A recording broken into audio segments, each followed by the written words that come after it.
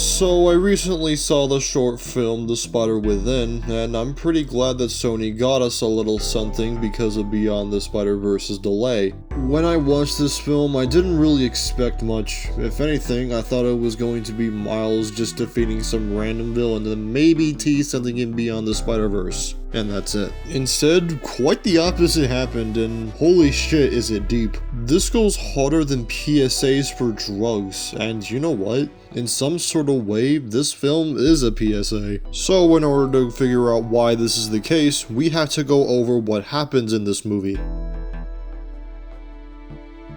We begin with Miles walking to his home while a bunch of thoughts happen on screen, both while he's Spider-Man and during his school life, and he seems to be very much struggling. Judging by the suit, this takes place between Into and Across the Spider-Verse most likely. I know this isn't really relevant information, but it's for those who want to consider this canon. When Miles is home, a horror film plays on the TV, and his dad scares him from behind in a playful manner, of course. Then he tells Miles that he needs to keep his head on a swivel, basically telling that he needs to be a lot more of his surroundings and be more cautious. Miles gets offered to hang out with his dad, but he declines. He heads to his room and his spider sense kicks in, only for nobody to even be in the room but Miles. He goes to the window, listens to some music, and he thinks about what happened today, and it's the same thing as the beginning of the film, struggling through bad guys and struggling through school. Miles decides he needs to go to bed until he looks across the room. He sees a dark silhouette of himself.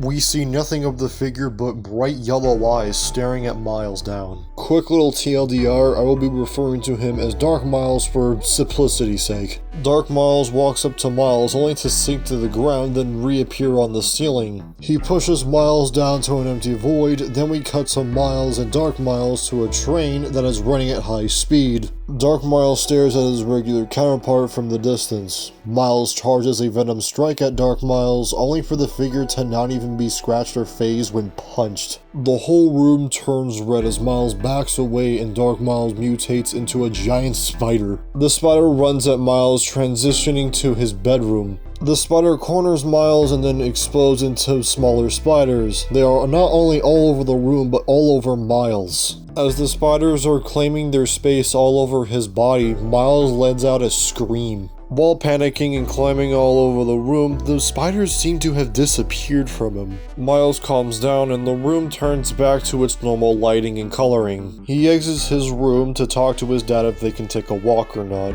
and they do so. Turns out, Miles just has a lot on his mind, and well, no duh.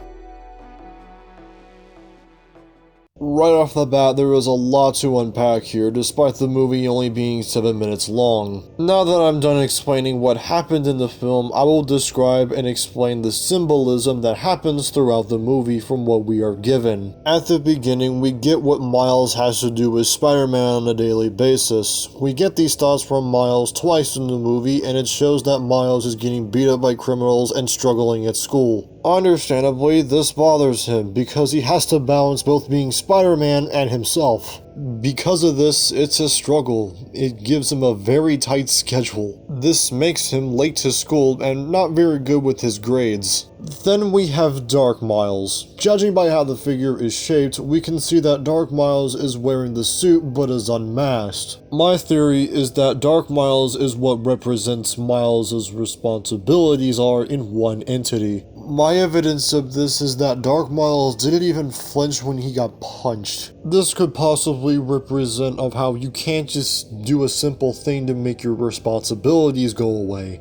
It's never that easy. If that's not enough to convince you, then here's another scenario. When Dark Miles turns into the giant spider, it represents of how if things aren't solved, they can only get more worse, or ugly in this case. Then when the spider explodes, it represents of how many people need saving because of the crime rate going up. And they're all over Miles because they represent how much they just need Spider-Man at that point. This movie is showing how much Miles is being pressured by being Spider-Man.